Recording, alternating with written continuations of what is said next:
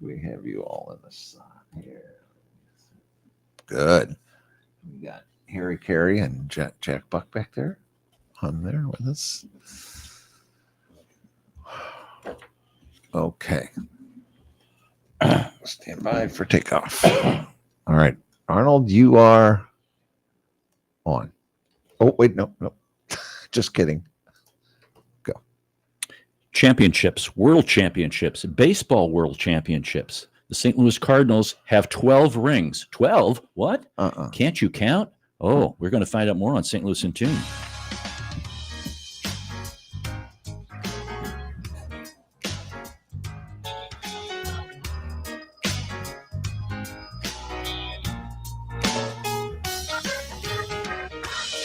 Welcome to St. Louis in Tune, and thank you for joining us for fresh perspectives on issues and events with experts, community leaders, and everyday people who make a difference in shaping our society and world. I'm Arnold Stricker, along with co-host Mark Langston. And Mark, it's a great day for baseball. Yeah, finally. Yes.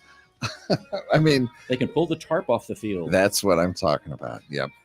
We've had quite a few rainouts already. Yes. I mean, so it's going to be nice to head out to the old ballpark and get some popcorn. And I know I'm going tonight, actually. The hot dogs and all that stuff. Hoping for good things. Yes. They're playing the New York Mets. Is that correct? No, that was no. Oh, Pittsburgh Pirates tonight. The Pirates. Yes. Good. Who's pitching for the Pirates? Was it Skeens? Yeah. Paul Skeens? Is that right? Yeah, it is. Yeah. Ooh, Okay.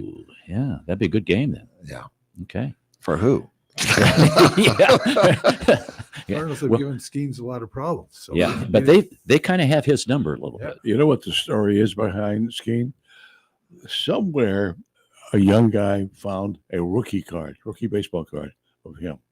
Now, for whatever reason, there's almost no other that exist. The Pirates found out about it, and they offered this person, I think it was a young kid or a young man, they offered him season tickets behind home plate for 52 years. Oh, or $1 million. And guess what he took? He took the $1 million. He took the $1 million. His family insisted on it because he's got a brother, and they said, that way we know our kids are going to go to college. Now, if he takes the season tickets, he could sell those over the course of 52 years. Yeah. It's a strange story. I don't know where that rookie card came from or existed, but the story that I read didn't tell me that. But anyway, he's the brightest young pitcher in baseball, I guess, at least one of them. And they offered him $1 million or season tickets for 52 years behind home plate in Pittsburgh, and they took $1 million. I might have resold some of those tickets. Well, that's my point. Yeah, that's my point. You could, for 52 years. Yeah. You probably get more than $1 million, but $1 million is up front. So, right. So that interlude on Paul Skeens was from Ron Jacober, and we're gonna talk. I'm sorry. No, you're fine. You're fine. We're gonna talk more to Ron and our other guest in studio, Robert Tiemann, here in a moment. We're glad that you've joined us today, folks. We want to thank our sponsor, Better Rate Mortgage, for their support of the show. You can listen to previous shows at stlandtune.com. Please help us continue to grow by leaving a review on our website, Apple Podcast, or your preferred podcast platform. Our return to civility today is especially important if you're going to the ball game. Be very careful when you're carrying beverages in a public space. While spilling coffee on someone's shirt is the beginning of many romance stories, in reality, a spill will likely ruin someone's day. That's right. Or you get sued. Or you get sued, right? Especially if it's hot coffee and it's not marked on the outside that it's hot. There was a story the other day about a McDonald's coffee thing, and they make it really hot, okay? This woman got in the car and spilled it on her little son, on his tummy and below, and burned him, and they're suing McDonald's because they said it was too hot. Yeah, I read that article. Yeah, that was crazy. in the newspaper. So now it doesn't only say hot on the outside, it says very hot, don't spill on your child. Oh, yeah. You know, that's common sense, folks. That's right. Common sense. You never know. No.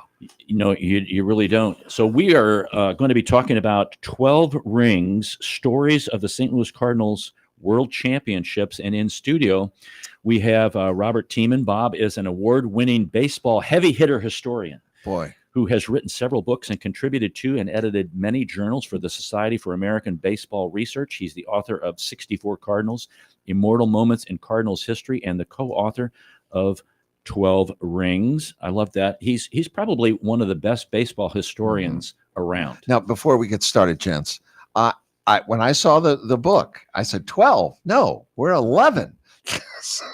That's why we're going to talk about that, I was Mark. quickly corrected, but I can't wait for the folks to listen. Okay, yeah, And hear we'll get that. because And it's an interesting story. It is. It really It is. is. Why? I mean, I've always thought 11, and I've been really wondering if we're going to get any more. Is it the Red Sox that are getting kind of close to us? The Oakland A's are second. The Is that- Athletics, they're not in Oakland. Is that anymore. right? Okay, so they're knocking on That the won't door. happen for a Yeah, while. yeah. They're Yeah. at 9. So Oh, see, that's too close for Yeah. me. Too close. Anyway, go on. Our other guest Sorry. is, he's actually a famous musician, also famous saxophone player from France, Ron Jacobert. He's the Baron of broadcasting. He's broadcast for Cardinals baseball, Blues hockey, college basketball on ESPN, college football, hundreds of soccer games, covered the Olympics for CBS Radio, is a member of the Missouri Sports Hall of Fame. Congratulations, Ron. And is still looking for that saxophone that he sold way back when his college days were over. Bill Clinton has it. Bill Clinton, yeah. I if I picked it up, I couldn't play it, but that was a long time ago. But I did enjoy doing it back in the college days. It helped pay my way through college, as a matter of fact. Chick magnet. Yeah, better than a guitar. All right, so guys, 12 rings. You know, it was 10 rings, and then they won the 11th ring, and you kind of had to put a PDF supplement out, and now it's 12 rings. So where are we at with this, Bob? well, the initial 10-ring book did come out in 2011, early in the spring, and by the end of the fall, it was out of dated. So we put out a something you could download, a new ring. I actually made several copies and would staple them in the back of the old books, but it didn't help the sales much. So finally, 20 years later, the Reedy Press, the publisher, said, well, let's bring out a new one. And I said, well, we'll do it if we can make it, we'll make not 11 rings, but 12 rings. And part of that is my co-author for 10 rings was a guy, Jim Rogelski. And he and I were both big researchers on 19th century baseball, especially the 1880 St. Louis Browns, who won 4 pennants in a row playing in the American Association. Every one of those years, they would play the National League pennant winner in a World Series, a pre-modern World Series. And they won one of those. They claimed to have won another one, too. But I said, if now Jim, my co-author, he died 10 years ago, a little more. And so sort of to bring back his memory and our initial friendship, I said, I'll do it again if we can do 12 rings by counting the 1886 World Series as Cardinal victory. It was Cardinal World Series win. Now that was, the team was called the Browns back in those days. And the National League pennant winner that year was the Chicago White Stockings, who are now called the Cubs. So this was really the beginning of the Cardinal-Cubs rivalry. The first head-to-head matchups were these World Series 1885 and 1886. 1885 ended in dispute. 1886, both teams won the pennant again, and they were out for blood. So it was the first real World Series that got national attention. First time, really, the words World Series were put together at all. Wow. And this is not to be confused with the St. Louis Browns, who became the Baltimore Orioles. Different group. Right. The original Browns, the 1880s Browns, entered the National League in 1892. They were by that time, just like the Reds and the Pirates and the Dodgers, they all came from the American Association into the National League. But contrary to what people may think, I did not cover that World Series in 1886. You were playing saxophone somewhere, right? That's right. In Jamaica, as a matter of fact. One of the interesting things we found about 1886 was the gambling that went on. Really? Yeah, locally, according to the research that we found, an estimated $50,000 was bet on that World Series That's a lot here of in money. St. Louis in 1886. Wow. That was a lot of money. Now it wasn't legal, of course, just like it isn't now yet. But Bob and I were not there at that World Series. I just wanted to clarify that. And that's $50,000. The total gate receipts for the 6 games of the series was just over $13,000. Wow. And the players, the Browns players, got half of. Well, the kicker on the series was this was a rematch from last year's disputed series. So the winning team would get all the gate receipts, and the losers would get nothing. Ooh, Oh, that's that's tough. brutal. That's brutal, yes. But the Browns won. Motivate you. The owner, Chris Vondere, he gave half of the winnings to the players, which is turned out to be $530.50 per man. Not Wow. quite what you get in the World Series these days. And the White Stockings didn't have somebody who is from the crowd that leaned and got in the way of a foul ball or anything like that. No. No. No. No, the Cubs lost legitimately, as they often have. So as we go through this book, you really, winner takes all. You've got that initial Cardinal Cub, what I'm gonna call Cardinal Cub kind of winner takes all at the front end, and then you go through each series in some pretty interesting detail. What are some of the things that of any of the series? Let me ask you this: what's your favorite series, or do you have one? Well, my favorite series was, I guess, 1982. Oh. Me too. Yeah. Really? Just because Why? I just moved back to St. Louis to launch my career as a baseball historian, and I've been in St. Louis ever since, and it brought baseball back in a way that it hadn't been in this town for a dozen years, 15 years. Right. I remember that series. it I was at that lacking. first game. Mhm. They lost 10-0. I sat in center field, Mhm. got the seats given to me from a friend, and Right. he couldn't attend. And it was like, holy smokes. I've never seen the St. Louis streets after that win the way that I saw. It Yeah, was crazy. it was crazy. Because I was at Channel 5 in those days covering all that post-game stuff. And it was nuts because it had been a long time since they weren't very good in the 70s. No. And it had been a long time since they won. But as you look at the lineup in 1982, it's almost like it was last year. Tommy Herr, Lonnie Smith, Keith Hernandez, George Hendrick, Darrell Porter, Willie McGee, Ken Oberfeld, and Ozzie Smith Wow. were the starting lineup. Wow. And pitcher Joaquin Andujar, Bob Forsch, John Stupert, Bruce Sutter, Jim Catt.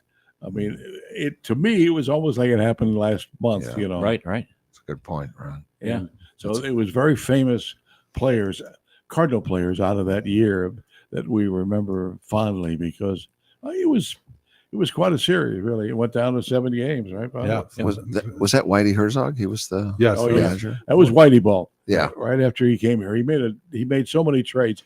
I think he traded 13 players after he got here to try to. Gussie Bush hired him. Because he was GM and manager, wasn't he, during that time? At He that was, point, yeah. yes.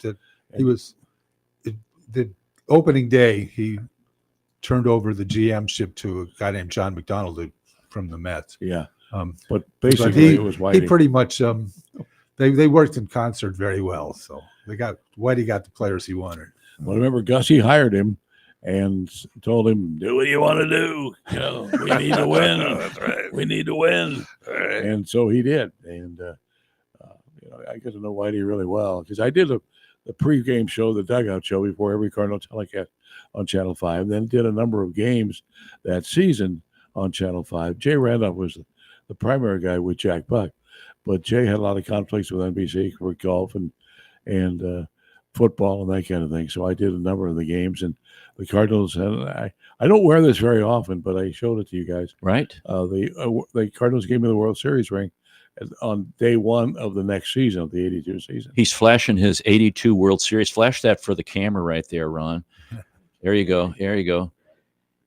And is the 82 series your favorite? Yeah, it is because of that. Okay. Because I was so close to it at that point, and I remember that post game celebration downtown.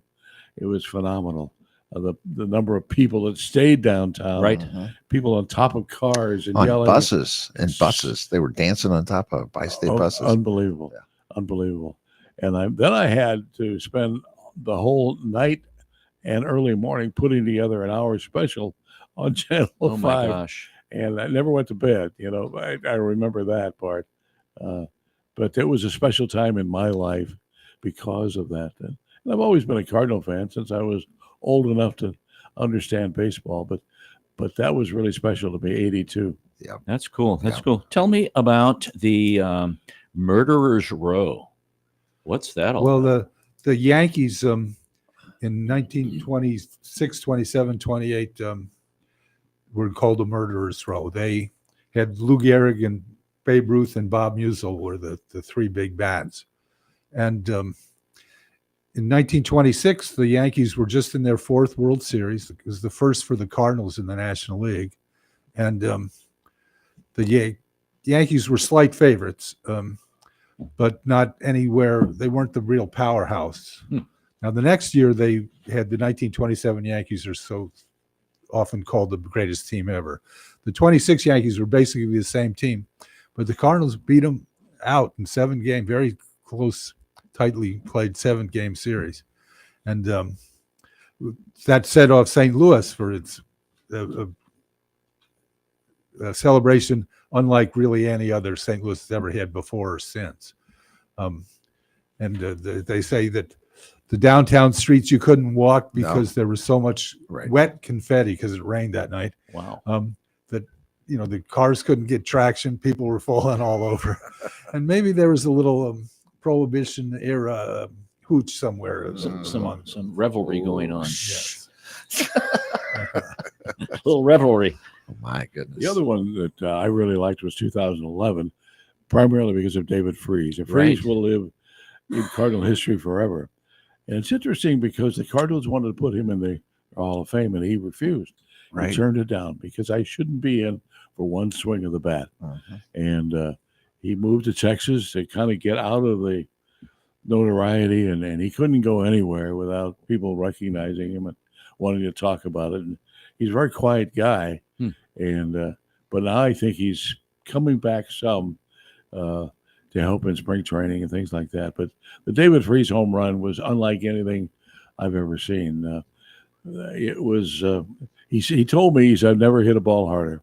Never hit a ball harder. Dead center field into that grassy area. Right.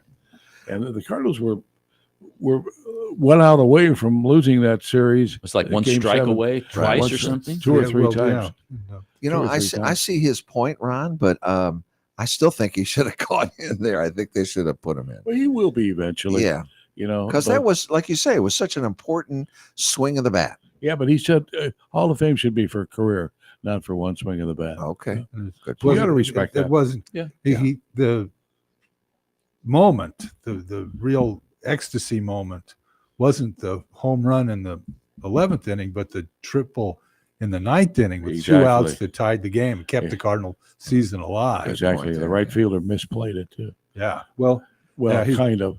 yeah. Well, I was sitting in the upper deck, and so you could see him drifting back. So you think, well, he's got it, game over, and then he didn't get it. So Yeah. He turned the wrong way, and Freese sliding into third base was indelibly etched into my mind too. Yeah. In addition to the home run. Well, it's those kinds of exciting moments Oh, that yeah. generate, kind of like vibrate through the rest of the team and get everybody pumped up. Well, if you're a real baseball fan, you remember those kinds of things forever. Right. Right. That's true. So, we've got Alberto's turned Boston's impossible dream into a nightmare. We always love that for Boston. Gibson goes the distance for Gussie Bush's first title. People don't know about Enos Slaughter a whole lot. That was kind of our parents' generation. Mhm. My mom always would go to the Sportsman's Park and get the autographs of the crew. The what do they call them? The Gas House Gang. Mhm. And would watch him play pepper ball there, back and forth. So, and Pepper Martin, what Cardinal are? I don't want to put you on the spot here, but give me the names of like 3 to 5 Cardinals that you think really have they capture the Cardinal experience? 3 to 5 Cardinals who capture the Cardinal experience. I would. Pepper Martin was he was the wild horse of the Osage, and he was a wild man. Hustled everywhere. Never wore a jock strap. Never wore a cup. Played, but Took life into his own hands. Slid face first, head first everywhere, every base. It was almost manic when he played ball, and that's really the ultimate in Cardinal hustle with Pepper Martin. In 1931, he was a virtual unknown until the World Series.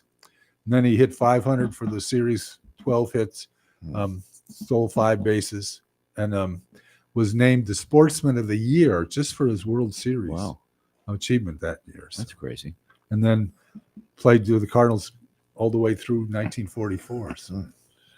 Well, my first player has to be Stan Musial. I was a young guy when I was growing up, and I used to listen to the Cardinal games with Harry Carey, and I was a right-handed hitter who was hitting my make-believe home runs over my dad's garage, thinking I was the next Musial, know.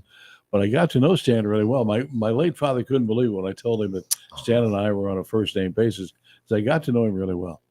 He's number one in my mind because I was around Stan a lot. Never saw him rude to anybody. He used to carry cards around like a baseball card that were already autographed. He'd hand them out to anybody who would want them. I saw him just stand and sign. His signature stuff is not worth all that much because he signed so much. Right. But he was my main hero. But that would be number one in my mind. And I eventually wound up doing commercials for his company, Stan the Man Inc.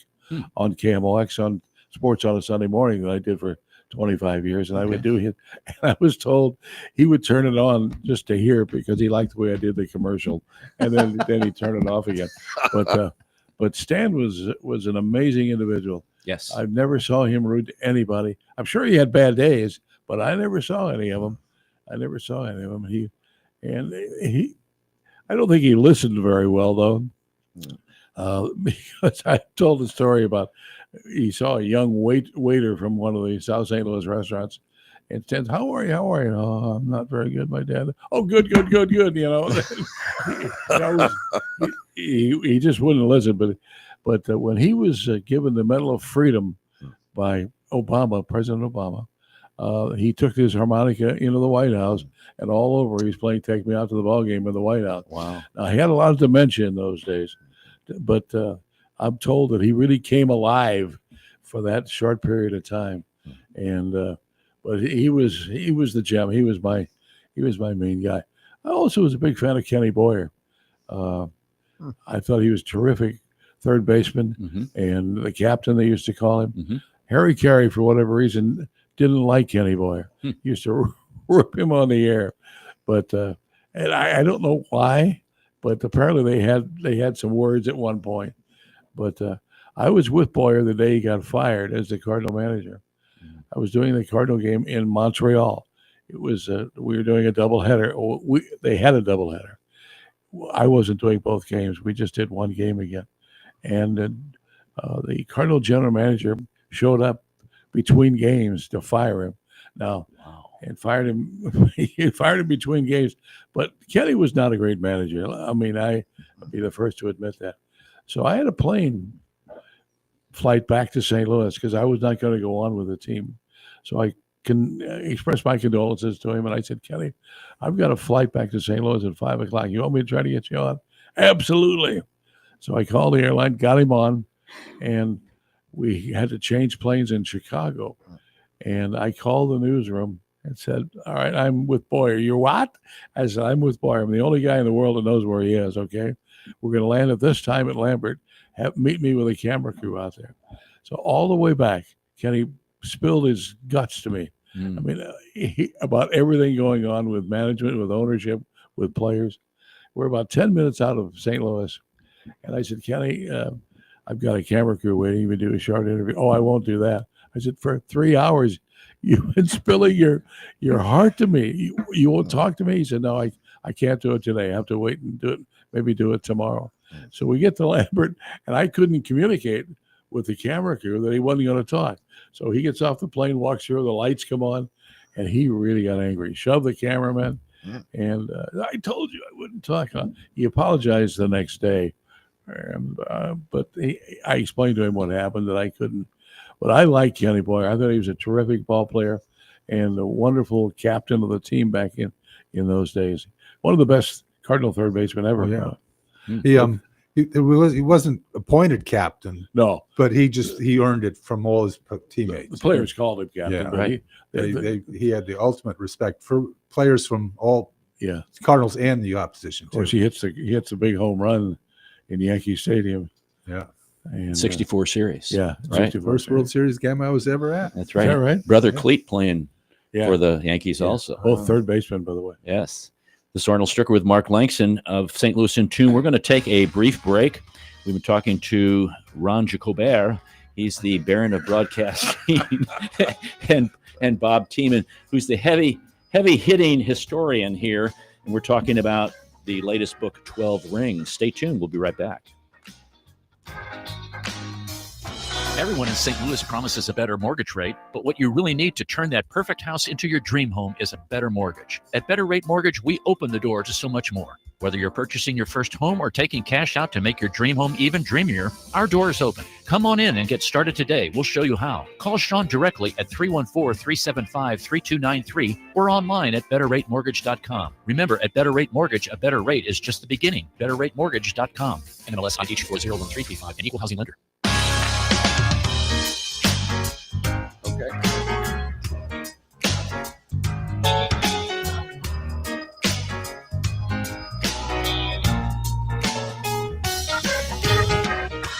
Welcome back to St. Louis in Tune. This is Arnold Stricker with Mark Langston. We're talking to Bob Tiemann and Ron Jacober about 12 Rings, stories of the St. Louis Cardinals World Championships. And Ron Jacober's wearing one of those rings. He is today. wearing one. It's gorgeous. He It's is. not gaudy. It's less is more, and it's very stylish, Ron. Yeah. Well, it's got my name on it, and I don't wear it very often because I never wore it around the players. I said I didn't deserve this. I'm not going to wear a World Series ring around the players who had a World Series ring. But the players these days want so much bling in it. They want so many diamonds in it. And I call it the doorstop. They become so big that you can't hardly wear it. I don't wear this very often, though, but I wore it today because we were talking about, 82. Oh, yeah, absolutely. And so it's neat that they gave it to me on opening day in '83, and I was surprised. Now, I asked previously, if you've just joined us, I asked both of our guests, name an individual Cardinal who really kind of exemplified Cardinal baseball. And Bob said Pepper Martin. And for those of you who don't know who he is, you can get the book and find out a little bit more about him. Ron mentioned Stan Jacober. My next question Stan is... Jacober, you mean? Stan Musial. I could be Stan. But Senior Stan moment for Musial. Arnold there. Yeah, senior moment for me. I add one other player to that, and that's Ozzie Smith. Yes. I think Ozzie exemplified what it's like to be a Cardinal. And continues to do so. Continues to do that. Right, Yeah, Yes. that's a big Absolutely. thing. Who's the most underrated player of the Cardinals for your thoughts? I'll give you time to think about that. As I talk about the book, folks, you can get this book from Reedy Press, REEDY Press.com, Reedy Press, and they go into all of the World Series wins, including that 12th one that Bob was talking about, where the St. Louis Browns defeated the White Stockings, and you're going like, well, that's not Cardinals. Well, the Browns became the Cardinals. The White Stockings became the Chicago Cubs. So there you are. You got to go back and listen to the interview to find it all. Better yet, get the book. That'll explain it. Okay, guys. Well, I would one of the sort of a favorite of mine who won 2 World Series rings for the Cardinals was Julian Javier. Oh, He wow. was Haven't heard that name. Second baseman. Yeah. second baseman, just a acrobat, the phantom they call him. You couldn't. The people used to take people out on double plays. Some of you must remember those days. You couldn't touch Javier. He was always flying away from the guys, and just very acrobatic. Great defensive player, not much of a hitter, especially against right-handers, although he hit left-handers very well. But he ran the bases. He was one of the fastest players in the league when he came up. And the kind of guy that to be a championship, repeat champion especially, you got to have the steady guys who aren't going to be the big stars. Right. And Javier's one who can. Interesting. that bill. Okay. I don't know if he qualifies as being underrated. I kind of think he does. I'm talking about Keith Hernandez. Okay. Hernandez, his reputation was soiled a little bit here in St. Louis because of a drug issue, and Whitey traded him. And Keith later on admitted that he, with many, many, many other players in that era, were using performance-enhancing drugs. But he was the best first baseman I've ever seen. And I got to know him some, but I think he's kind of underrated in the minds of Cardinal fans, as they don't really remember or know how good he was at first base.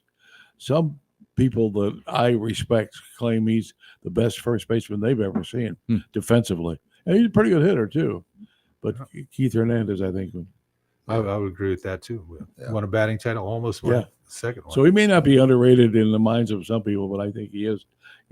Maybe younger Cardinal fans don't know that much about Keith Hernandez. He went into broadcasting after that, and I think he's still working in New York. Was he with the Mets, right? Yeah. Yeah. Okay. Yeah. Wow. Yeah. Turns out to be a good broadcaster, too. But Yeah, because he got traded to the Mets, right? he traded to the Mets, Okay. yeah. When Whitey cleaned house, he was one guy he got rid of because Keith was involved with that. Along with Yeah. Gary Templeton. Although Well, the Templeton story is, That's another one. yeah. Whitey never publicly said anything about Keith, cocaine use. no, he didn't. He didn't. Well, he couldn't in those days. Right. Because managers, they couldn't test, okay? They couldn't test the players. The Players Association somehow prohibited that. So all those guys that were juicing, that's what I call it anyway, Right. in those days, they couldn't test them. So you could suspect it, and you might even know it, but you couldn't say anything about it. And so Whitey couldn't, he couldn't say anything about it at that point. But there's no question Keith was, and he later admitted it, of course. But How much influence, like I think back to Mike Schilt and how he used that book that he was given from George Kissel. George Kissel, right? Talk a little bit about George Kissel and his impact on the Cardinals and the Cardinal organization. Well, he was the keeper of the flame, really. Starting around the time Whitey Herzog came in, George was now sort of the dean of Cardinal minor league coaching. He was a coach for Whitey, wasn't he? Like third base coach or something? He I don't know that he was no, ever I a don't think coach. he I ever don't think so. Really? Okay. really had a But he was on-field role. he was the instructor, so to speak, Okay. the par excellence instructor. Okay. Infielders would go to him all the time, and he taught a lot of ball players the right way to play baseball, and players really respected that. But those were the days when coaches coached, when coaches analyzed players based on what they did on the field, what kind of a character they were. They didn't use all these statistics that become the in vogue now. Yeah. And that's what happened with Schilt, by the way. Schilt would be given, well, when they brought in Jeff Luhnow, okay, it was the Moneyball concept, okay, where Right. you judge the player based on statistics rather than as an athlete or as a player and what he could and couldn't do. And every morning I'm told that Schilt would have a book on his desk at the ballpark about who he should play, how he should play him, who he should pitch, how you pitch this guy, that guy. And many times it went in the trash can. And when the Cardinals found out about it, at the end of that season, they fired him on the phone. And now that's the current thing you've got to do, apparently, to exist in baseball, is buy into the statistical analysis of players rather than your own judgment. And that's what happened with Walt Jocketty, the Cardinal general manager. Walt was a great analyst, a great keen eye for talent, and he was able to, and he made some marvelous trades, by the way. But when Lunau came in, who wound up in Houston, by the way, eventually, Walt could not accept that statistical approach to judging players, and that's why they fired him. Ironically, they're going to put him in their Hall of Fame coming up, Jocketty, and he died just Right. about 2 weeks ago. Right. Right. I knew Walt. He was on with me every Sunday morning from start of spring training till the end of the baseball season for about 10 years. I got to know him really well. I got to really respect him. But he was an old school general manager. He would judge players and had coaches judge players based on their talent and their approach to the game, their knowledge of the game, not on a bunch of numbers. And he couldn't accept that. And so that's why they fired him. Now they put him, unfortunately, they're going to put him in the Hall of Fame now after he died. But I'm told that he was aware as he was dying That was going to happen. that was going to happen. So he knew it. But Bob, did George Kissel play ball? Is that how he got this, or was he just this? He in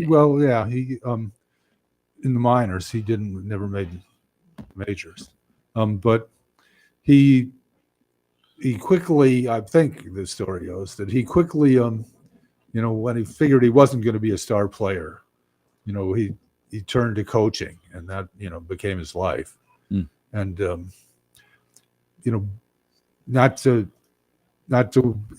was no analytics in George Kissel. right, It was all what he saw. yeah. So how to move your feet, Yeah. and how to set to make your throw. I think there's probably a balance between those two, because sometimes some players will perform in certain situations that you wouldn't expect, and maybe the stats say that that's going to happen, but maybe they're having a bad day or somebody's having a good day, and Well, you can't judge them totally on statistics, right. and that's what's happened with a lot of teams. Mhm. That's the current philosophical approach to scouting players, I think, and some guys just can't accept that. Walt couldn't accept it, and Well, the whole basis for that analytic approach is that every at bat's the same. Every pitch is the same, and It's not. It's not. I've been to ball games where David Freese hits the ball off the walls, and changes the game. right. Every bat's different. It seems like. There you go. So anyway, that's the statistical approach to the game these days, and Ali Marmol, the current manager, I'm sure subscribes to most of that. I mean, Mhm. he makes a lot of decisions based on what he's told, and the analytical people. I'm just amazed at, and whenever I know we've talked before, and we've talked with our other baseball guru guy who comes in here.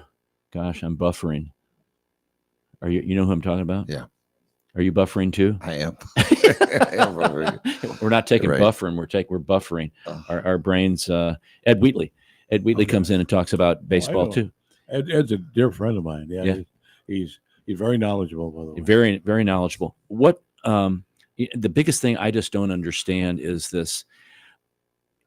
I grew up during the '60s, and watching the Cardinals and Bob Gibson pitching all these complete games, and Steve Carlton, and even Bob Forsch. They pitch all these complete games, and there were like very few relievers on the '64 World Series team. You had the knuckleballer Barney Schultz, and you had somebody else. Kurt Simmons was on that team. He was the pitcher.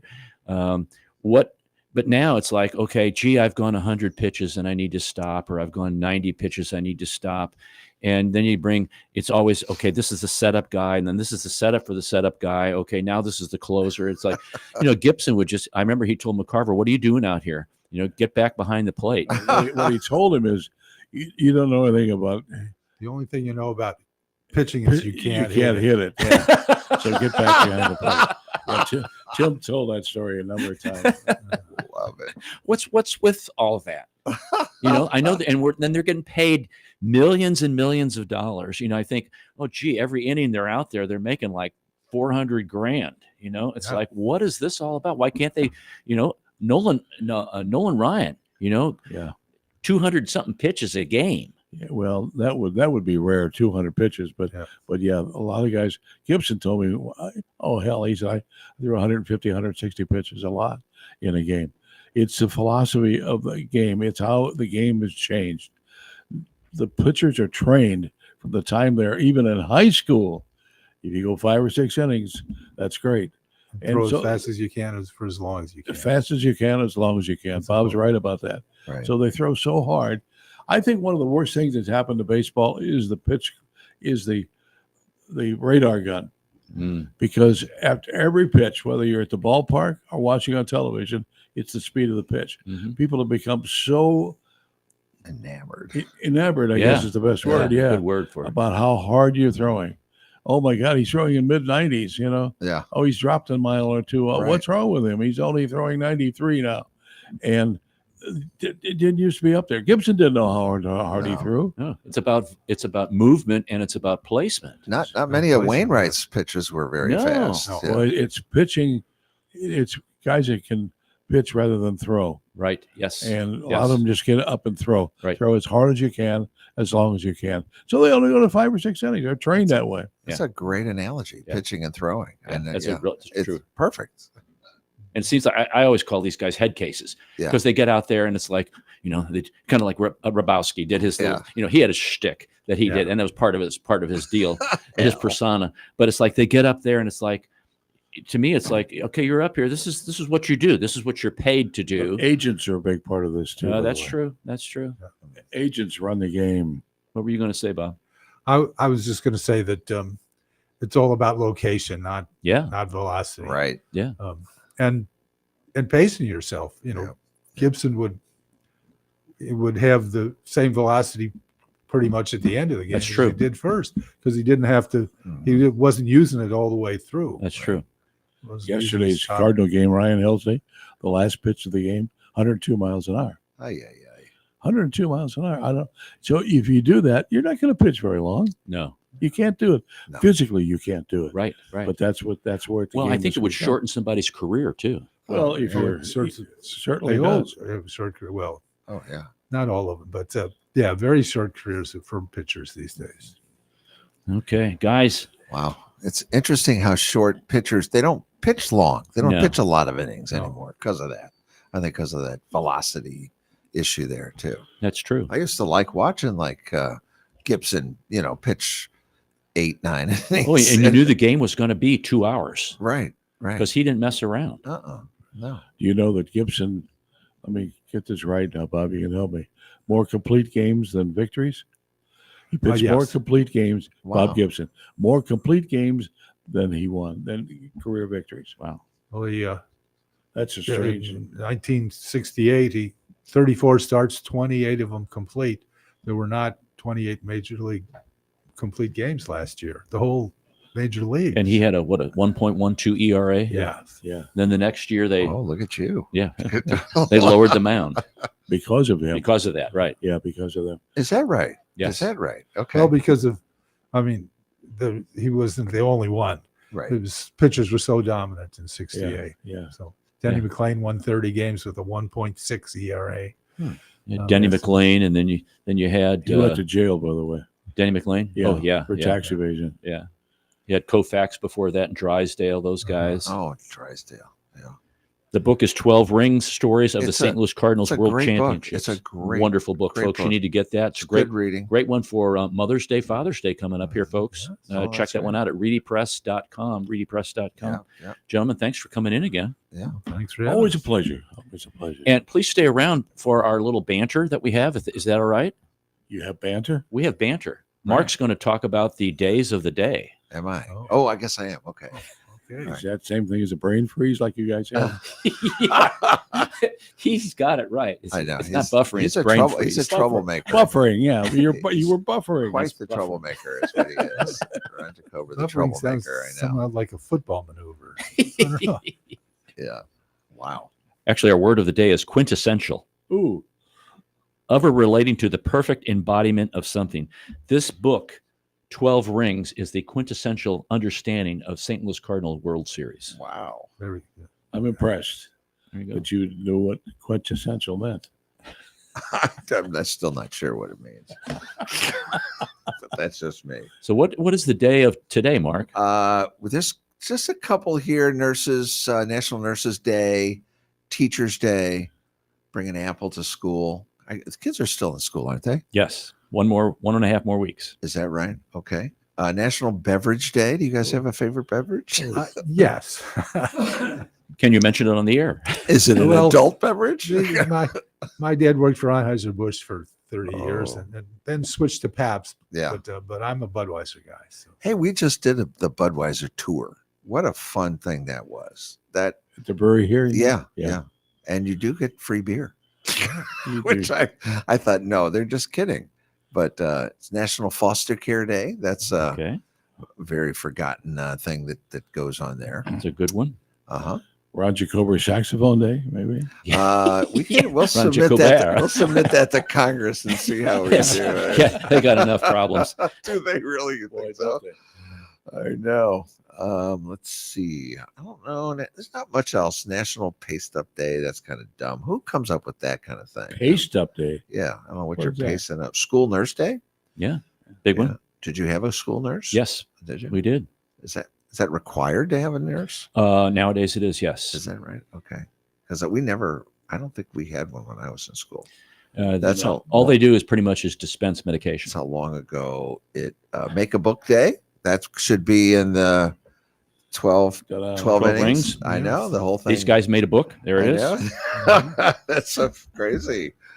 Yeah, I don't know. Coconut Cream Pie Day. Oh, that's good stuff. You guys like That'll, coconut? that'll fly. Is that That'll good? fly, yeah. Yeah, nothing like it. National Maria Day. My wife's name's Maria. Oh, Don't tell her. Who picks all this stuff? They're honestly they've got big stories to go along with all of them. we blame the Congress. National Student Nurse That's Day. good. That's good. Either I that know. or No or the socks day. president. Yeah.